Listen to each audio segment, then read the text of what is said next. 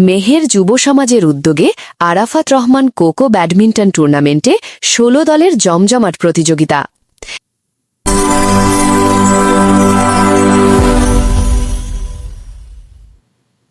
Meher railway স্টেশনের দক্ষিণ পাশে প্রাণবন্ত পরিবেশে অনুষ্ঠিত হল Arafat Rahman cocoa badminton tournament ২০২৫।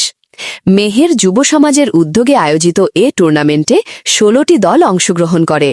খেলাকে কেন্দ্র করে এলাকায় সৃষ্টি হয় উৎসবমুখর পরিবেশ, আর প্রতিটি ম্যাচে ছিল দর্শকের উচ্ছ্বাস ও প্রতিযোগীদের তীব্র লড়াই। অনুষ্ঠানের প্রধান অতিথি ছিলেন শাহরাস্তি পৌর বিএনপির সাধারণ সম্পাদক আলহাজ ফারুক হোসেন মিয়াজি।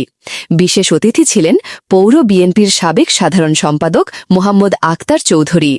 এছাড়া উপস্থিত ছিলেন পৌর বিএনপির উপদেষ্টা জহিরুল ইসলাম বিএসসি, বাদিয়া উচ্চ বিদ্যালয়ের শিক্ষক গাজী কবির, পৌর বিএনপির সহ-সভাপতি সেলিম পাটোয়ারি, যুগ্ম সাধারণ সম্পাদক গাজী ফিরোজ, সাংগঠনিক সম্পাদক সোলাইমান রায়হান, চাঁদপুর জেলা রেলওয়ে শ্রমিক দলের সভাপতি রফিকুল ইসলাম সহ আরও অনেকে।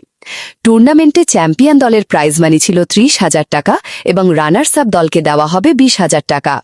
আয়োজকরা জানান, ভবিষ্যতেও এলাকার তরুণদের খেলাধুলায় উৎসাহিত করতে নিয়মিত এ ধরনের প্রতিযোগিতা আয়োজন করা হবে। খেলায় অতিথিরা অংশগ্রহণকারী দলগুলোর প্রশংসা করেন এবং মেহের যুব সমাজের উদ্যোগকে সময়োপযোগী বলে উল্লেখ করেন। স্থানীয়দের অভিমত, টুর্নামেন্টটি এলাকাব্যাপী সামাজিক বন্ধন ও তরুণদের সম্পৃক্ততা বৃদ্ধির একটি গুরুত্বপূর্ণ দৃষ্টান্ত হয়ে থাকবে।